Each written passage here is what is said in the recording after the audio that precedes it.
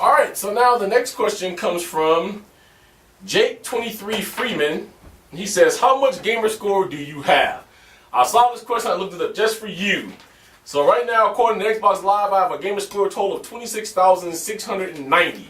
The sad thing about it is, this is just how much time I don't have. If you went and looked through my gaming profile, I think if I played every one of my games and got all 1,000 points, achievement points, I would have somewhere over, I think, 50 or 60,000 gamer score. But right now, 26,690 is where I'm sitting at. Alright?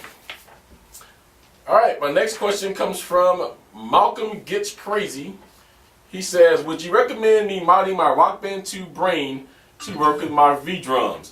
I know how to do it and everything, I just don't want to do something I'll regret. Okay, here's my honest opinion on that. I do know that modding the Rock Band 2 drums, also, at least the one I saw, has you opening up your brain or adding things to your brain. I felt very uncomfortable with that because drum brains are not cheap and they're very, very, very, very expensive.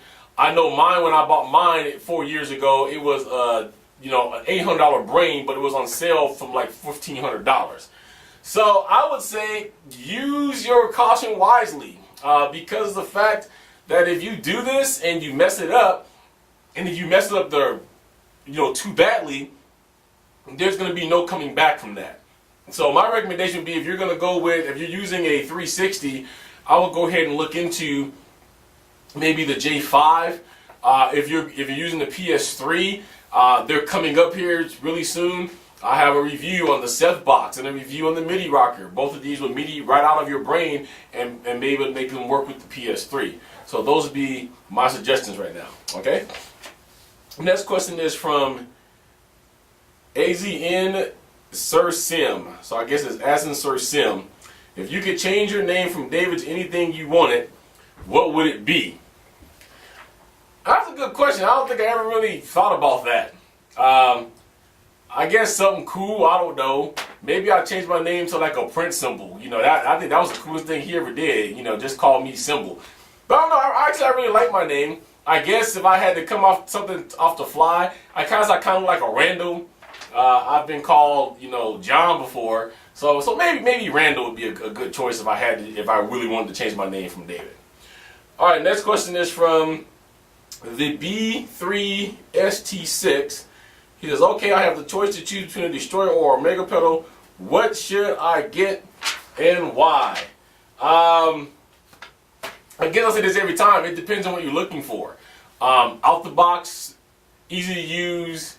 Don't have to worry about adjustments. Don't have to worry about getting your foot used to it. You just want something to replace the stock pedal. You can go Destroyer with that. More professional. There's going to be tweaks that you're going to have to perform. Because when it comes, depending on your foot and how heavy how heavy your foot is on the pedal, you're gonna have to adjust that footboard.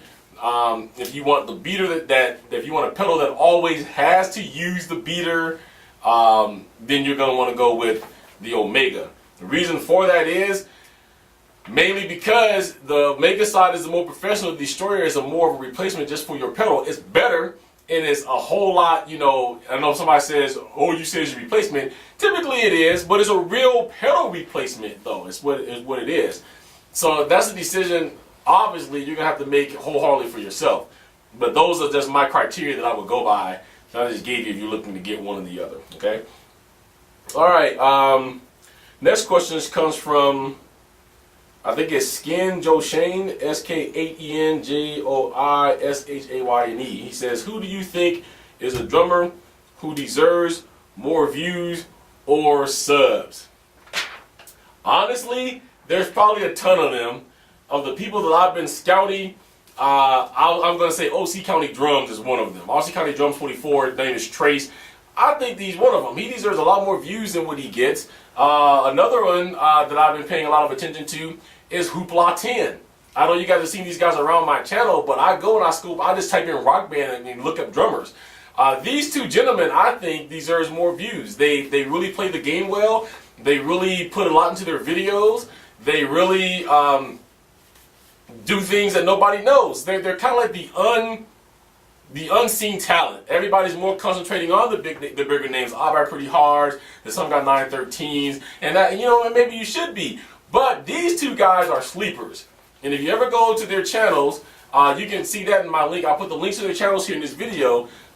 These guys are phenomenal, so I would check them out. So so Orange County Drums 44, and also Hoopla 10. And I'll put that over here. Go check them out. Thanks for that question. All right, next question is from 9 Guitar Kid 4. He says, I am a Wii owner and have Rock Band 2, but I use the Guitar Hero World Tour set to play.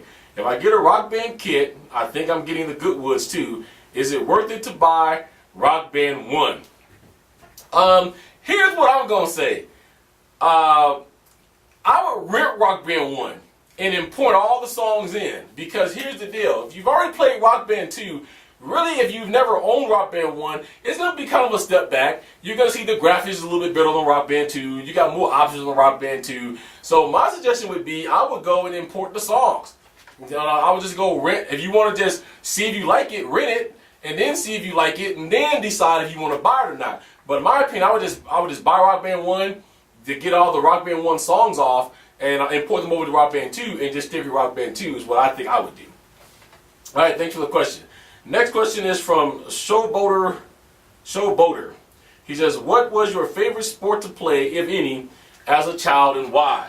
My favorite sport to play and, of course, to watch to this day happens to be basketball.